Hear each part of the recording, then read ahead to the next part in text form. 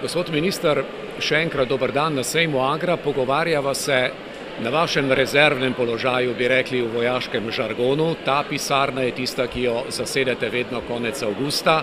Sem pride tudi vaša vojska, torej uradniki ministrstva. Zanimiva je ta pisarna oziroma ta paviljon. Vaša ocena? In ta pisarna je odprta zjutraj od 8:30, pa zvečer, dokler se sejem ne zapre in je večinoma zelo polna. Zdaj, moja ocena je pa naslednja, če dam oceno sejma. Letos je na nek način bil sejem presežkov. Ne gre za to, da je bila gostja Kitajska, ki kljub vsemu ima 1,350 milijonov ljudi. Presežek je v bistvu število razstavljavcev in tisto, kar je mene pa navdušilo, da ni bilo v bistvu neke pasivnosti zaradi hudega pritiska, pod katerim je kmetijstvo. Res je zelo težko to, kar se nam letos dogaja, od pretoplega morja do pretoplega gozda, suhih smrek, do tega, da imamo suše, žled, točo.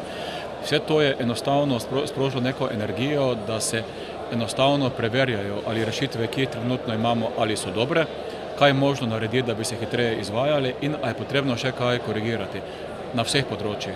In to mene veseli, torej ni več pasivnosti. Vemo, da je težko, je pa samo samozavest, iščemo rešitve, nekatere smo našli in to že realiziramo. Če obenem dodava, kakšna je vizija za naprej, kaj boste počeli na prihodnjem sejmu?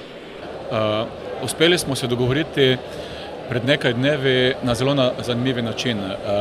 Mladi kmetje slovenski, ki predstavljajo Zvezo slovenske podeželske mladine, so imeli na obisku predsednika evropskih mladih kmetov. Je iz Belgije, ima pa zelo zanimivo ime. Ime je namreč Janez in ni Slovenec. Bil je presenečen, da v Sloveniji znamo njegovo ime pravilno izgovarjati, seveda napisali se čisto drugače, in je postal navdušen nad Slovenijo in zelo hitro smo dosegli dogovor, da naslednjo leto bomo živeli na sejmu v duhu mladih. Torej, kaj narediti, da bo mladi lahko naredil več na svojem podeželju. To bo usmeritev sejma. Istočasno pa smo tudi dogovorili, da bo naslednje leto ministrska konferenca mogoče še bolj pomembna kot letos.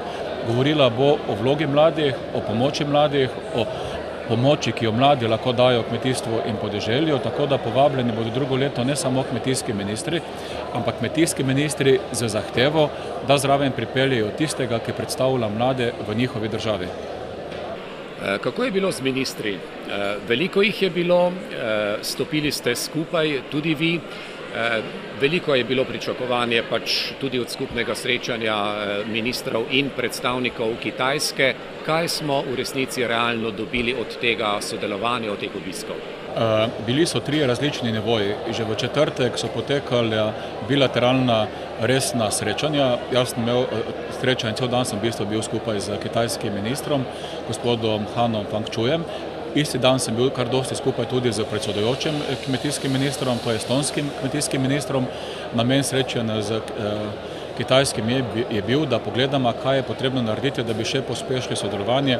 Kitajska pa se zaveda, da ko mi gledamo sodelovanje s Kitajsko, gledamo pospešitev izvoza in nam tu pomagajo. Nenazadnje, tudi zaradi dobrega sodelovanja je skupni lanski izvoz, ne samo hrane, zlasti drugih stvari, strojnih in drugih elementov, se povečal skoraj za 84%.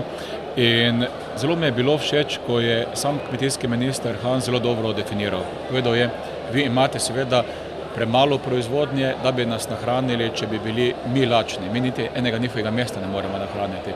Tudi nobene potrebe ni, da na Kitajsko izvažate proizvode za nizko ali neko povprečno ceno, ker je že logistika predraga. Imate pa vrhunske proizvode, ker znate trajno držati visoko kakovost in imate visoko ceno. Pravi, mi pa imamo ob tej milijardi nekaj prebivalcev, več kot 10 milijonov, verjetno 15-20 milijonov ljudi, ker jim več cena hrane ni pomembna, ker imajo tako visok življenjski status. To ne bo vaša ciljna skupina, mi pa vam lahko pomagamo, da odpiramo vrata in da hitreje sproščamo uvozne ovire. Mimogrede, istočasno z njimi je bila tukaj tudi delegacija inšpektorjev, ki so preverjali naš čebelarski sektor, bili so zadovoljni. Tisto, kar pa tudi meni pomeni, minister je pristal, da se je tudi posamično slikal z vsemi predstavniki, direktorji podjetij, ki že izvažajo ali želijo izvažati. Namreč na Kitajskem pa to, da naš direktor, ko prodira na kitajski trg, lahko pokaže sliko z ministrom, njim to pomeni, da je to pa resen partner iz Slovenije.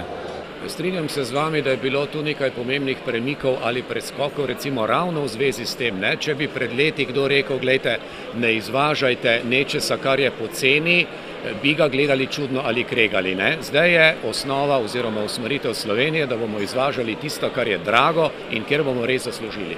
In tukaj je zanimiv primer slovenskih vinarjev. Oni so prvi poskusili že pred 10 leti, hodili so na sejme in prvi sejmi so bili takšni, da so se vračali poklopani nazaj domov.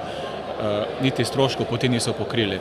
Sedaj pa so oni izrazito ugotovili nekaj, kar je generalno navodilo za vse, ki želijo izvažati na Kitajsko. Prvič, moraš biti stalno prisoten, sistematično prisoten in dobiti prijatelje. Drugo, na Kitajsko izvažaj samo tisto, kar imaš visoke kakovosti več let zaporedoma. Torej, ne izvažati nekaj, kar je letos kakovostno, drugo leto pa povprečno, ker boš kupca razočaral. In ne izvažaj vsega, kar proizvajaš. Sam pogledaj, kaj imaš tistega, kar imaš nekaj večje količine in to ponudi. In recimo ena od slovenskih vinskih kleti, ki je zelo uspešna, to so Goriška Brda, je samo letos v prvi polovici letošnjega leta povečala za 60% lanski celokupni izvoz vin, pa lansko leto so bili rekordni in oni izvažajo samo še draga vina. In tu je še en preskok, ne? Mi smo ugotovili, da je ta izvoz najboljšega, dragega, dobrega, pravzaprav enako pomemben tudi za domači trg, ne? Če vključiva recimo izbrano kakovost, torej izdelki, ki so izdelani in predelani pri nas, potem se to povezuje in zaokrožuje. Tako je, torej kakovost povsod. Končam pa za tujim trgom na ta način, to, če naš proizvajalec hrane uspe na tujem trgu, je bolj močan tudi doma. To pa zato, ker na tuji trg ne izvaža, zato ker kupec želi kupiti slovensko, ampak ker želi kupiti zelo kakovostno. In potem tudi ta način razmišljanja proizvodnje hrane prenaša tudi k nam. Izbrana kakovost Slovenije pa se je že v letu dni izkazala kot pomemben projekt zato, ker izpolni pričakovanja nas kupcev. Recimo tudi jaz osebno, ne kot minister, kot Dejan Židan, kot posameznik ima družino in hoče svoji družini najbolje. Jaz dejansko želim, da je poreklo hrane slovensko, tudi surovina, izbrana kakovost to omogoča. Jaz želim, da so uporabljeni čim strožji kriteriji za proizvodnjo hrane, tudi strožji, kot so splošno veljavni. Izbrana kakovost to naredi. In jaz želim še več kontrol. Jaz skrbim za varnost in za zdravje svoje družine, tudi na ta način, da želim res imeti varne produkte. In izbrana kakovost ima poleg vseh kontrol, ki so državne, pa tudi na ravni proizvajalcev, še dodatno kontrolo, to je kontrola akreditacijske hiše. Še nekaj se je zgodilo ob tem, ne? Da bi bili Slovenci povezani, nam ne gre najboljše, ampak tu, če zdaj pomisliva ravno na mlekarje, ki so se morali povezati, da so prišli v sistem izbrane kakovosti, pa na mesno panovo, ne? Tu sta dva pomembna preskoka. Od zadaj se tudi absolutno se strinjam z vami, pa tudi razmislek, koliko časa smo za to potrebovali. Dosti težko smo se pogovorili, na trenutke tudi izgledalo, da pogovor in dogovor ne bo možen. Mi recimo bi takšen sistem morali spostaviti že vsaj 3 leta pred vstopom v Evropsko unijo, vendar bolje je sedaj kot pa nikoli. In izkazalo se je, da če se pa vlaga dosti časa, energije v dogovor v Sloveniji, da se vse te nevladne skupine, ki se morajo dogovoriti, ker samo takrat je projekt trajnostni, če se dosti energije vlaga, na koncu pride do dogovora. In to je nekšna usmeritev, ki je za kmetijstvo nova. V kmetijstvu, v slovenskem kmetijstvu je preveč prepirov. Vsak želi delati sam, nobenega povezovanja, oziroma premalo povezovanja, tako med kmeti, kakor tudi med kmeti, industrijo in trgovino. Z izbrano kakovostjo pa smo dokazali, da se da. Še nekaj pomembnega se je zgodilo, podnebne spremembe so tu in zdaj jih priznavamo vsi, ne? Pred leti so nekateri opozarjali, drugi ne verjeli, zdaj, dobro, ameriški predsednik jim verjetno še ne verjame, morda si je zdaj premislil v zadnjem orkanu, ampak ne samo, da se zavedamo, da te spremembe so tu, imamo vendarle tudi neke konkretne načrte. Ja, dobra novica je, da je ravno v času tega sejma na dopisni seji vlada sprejela tudi program za nove namakalne sisteme do leta 2024. To je dosti operativen program, ki ga zdaj začenjamo v praksi že izvajati. Mi smo sicer ravnali že, kakor da bi ta program bil sprejet v začetku leta, ker smo morali dobiti še neka soglasja, okoljska in podobno, in se bomo prilagajali. Ampak ravno to prilagajanje, ki ga sedaj kmetijstvo razume, mi preusmerjamo svoje cilje, preusmerjamo tudi denar. Recimo v začetku naslednjega leta bomo imeli razpis, na katerega nihče ni računal pred 2 letoma. To je 15 milijonov za oroševanje, torej kot borba proti zmrzali. Pred 2 letoma ni bilo nevarnosti zmrzali. Torej, v ozadju se hitro prilagajamo, ugotavljamo pa še nekaj. Vkolikor bomo kmetici edini, ki se bomo prilagajali, bo to prilagajanje počasnejše in manj učinkovito. Sedaj pa res nujno potrebujemo program prilagajanja klimatskim spremembam na ravni države, ne več samo sektorskega. Saj kot sektor mi že delamo, vlagamo denar, če bi imeli pa skupnega državnega, bi pa se med sabo programi pokrivali in bi bilo cenejše in bolj učinkovitejše. Če se vrnemo k temu aktualnemu namakanju, zdaj slišali smo, denar za to je zagotovljen, v bistvu ni posebnih težav, da se ga lotiš. Zakaj se ga ne? Nekaj časa enostavno ni bilo zavedanja, saj so bile suše. Ampak po drugi strani vsak, ki namaka, tudi ve, da tudi za namakanja so pa stroški, ne samo za operativno, so neki stroški, elektrika, pa deli za vzdrževanje, ampak tudi investicijski stroški. Namreč potrebno je pa občasno tudi večje, dražje stvari zamenjati. In mogoče ni izgledalo tako zelo potrebno, pa še preveč je bila miselnost, če pa kaj narobe, bo pa pomagala država. Sedaj pa vemo naslednje, tudi ko država pomaga, lahko samo zelo omejeno pomaga. Če pogledamo pri zmrzali, ki je bila huda, bomo dali kmetom enkratno pomoč, ampak to bo samo 20% ocenjene škode. Dali bomo tudi ugodne kredite, pa davke odpisali, vendar kljub vsemu je potrebno še nekaj narediti. Torej zavedanja med kmeti, ki pa morajo dati soglasje, da pride do namakalnih sistemov, je več. Končno imamo tudi dokumente, ki točno kažejo, kje je vodni vir, kako narediti, koliko namakati. Zanimivo pa je, da je mogoče še najlažje zagotavljati denar za to, ker mi denar zagotavljamo iz programa razvoja podeželja. Zdaj je zagotovljeno denarja za 3000 hektarjev novih namakalnih sistemov, pa za obnovo nekaterih starih.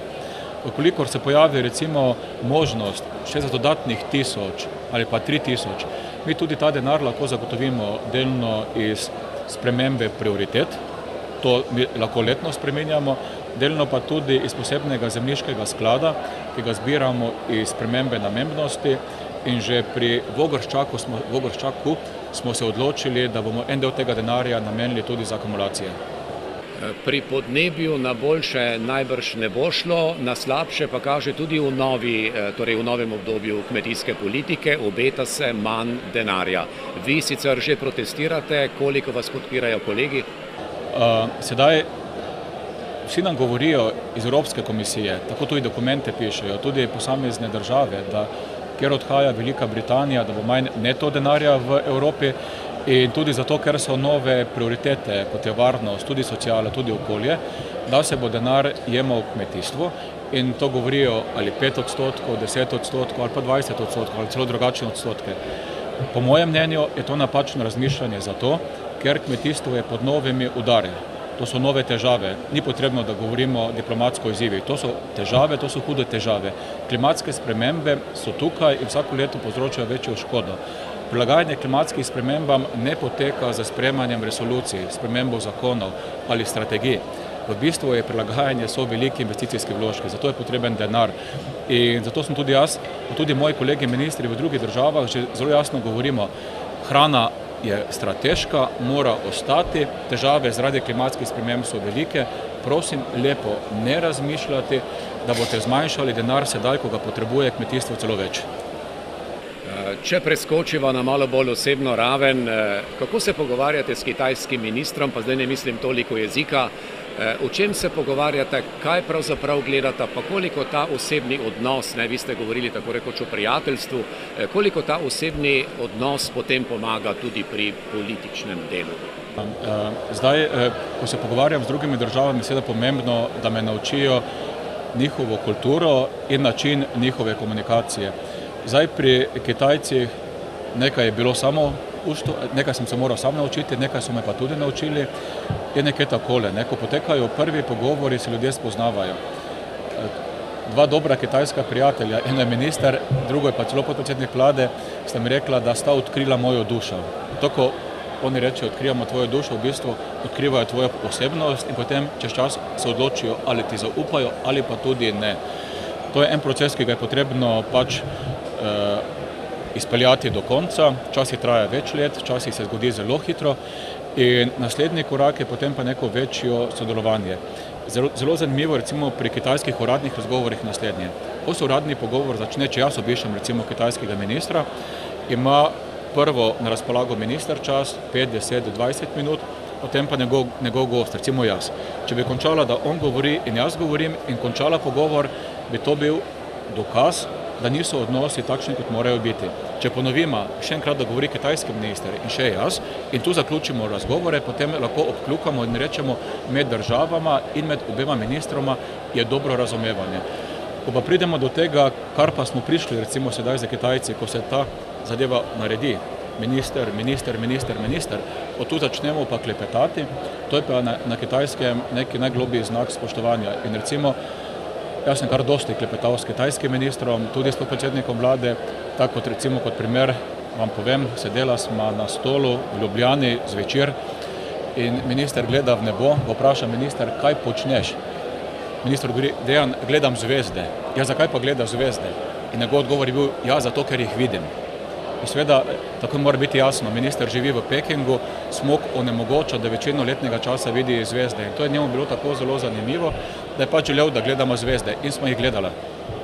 Končajva s tem lepim pogledom in seveda vse dobro ob selitvi v Ljubljano, torej v redno službo.